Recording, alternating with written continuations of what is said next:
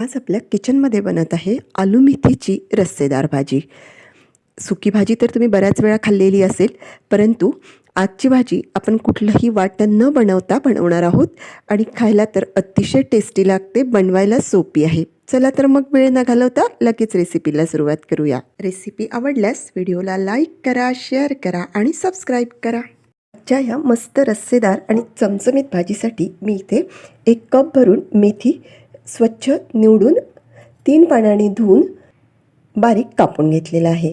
त्यानंतर आपण घेतलेला आहे इथे एक मध्यम आकाराचा बटाटा. या बटाट्याचे आता आपल्याला पहिल्यांदा सोलणीच्या साहाय्याने सालं काढून घ्यायचे.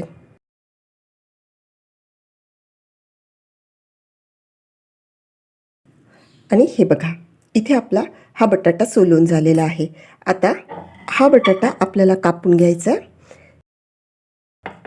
सर्वात अगोदर मी एका बटाट्याचे 2 तुकडे करून घेते.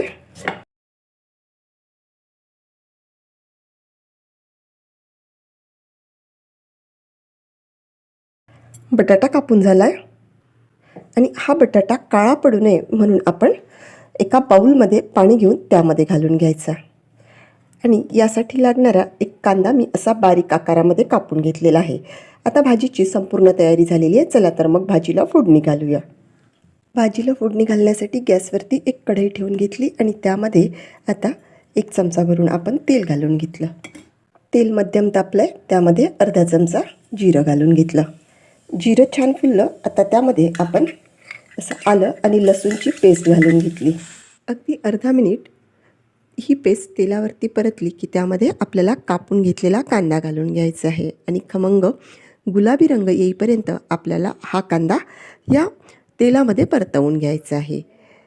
1 ते 2 मिनिट झालेले आहे आणि आपला कांदा हलकासा ट्रान्सपरंट झालेला आहे. आता त्यामध्ये आपल्याला असे 5 ते 6 कढीपत्त्याचे पानं घालून घ्यायचे आहेत. हे कढीपत्त्याचे पानं मी 15 दिवसापूर्वी आणून ठेवलेले आहेत आणि तुम्ही बघू शकता अजूनही हे कढीपत्त्याचे पानं छान फ्रेश आहेत.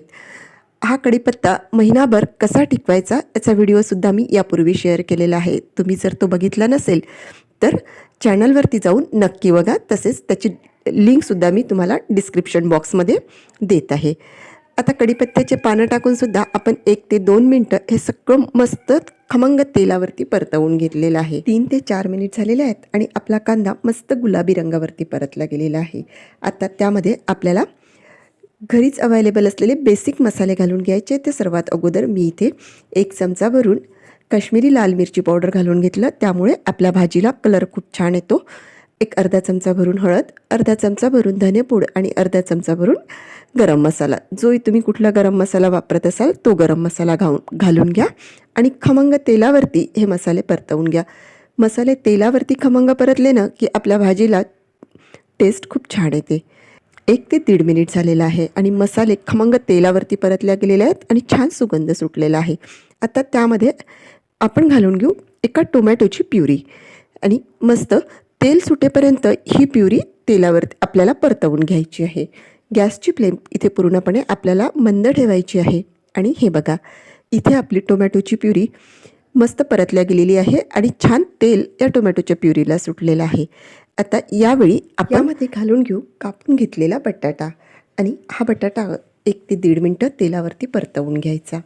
बटाटा परतला की लगेच त्यामध्ये कापून घेतलेली मेथीची भाजी घालून घ्यायची आणि ही भाजीसुद्धा 1 ते 1.5 मिनटं परतवून घ्यायची. मस्त वाफा या फोडींमधून निघायला लागल्या ना की त्यानंतर आपल्याला त्यामध्ये अर्धी वाटी भरून पाणी घालून घ्यायचं आहे.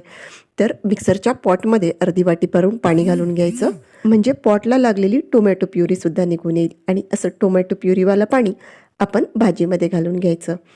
पाणी थोडं कमी वाटत असल्यामुळे परत अर्धी वाटी पाणी आपण यामध्ये घालून घ्यायचं. छान मिक्स करून घ्यायचं आणि चवीपुरतं मीठ घालून यावरती झाकण ठेवून मंद आचेवरती ही भाजी आपल्याला एक 10 ते 12 मिनटं शिजवून घ्यायची आहे. एक 10 मिनिट झालेले आणि आता आपण आपली भाजी चेक करू.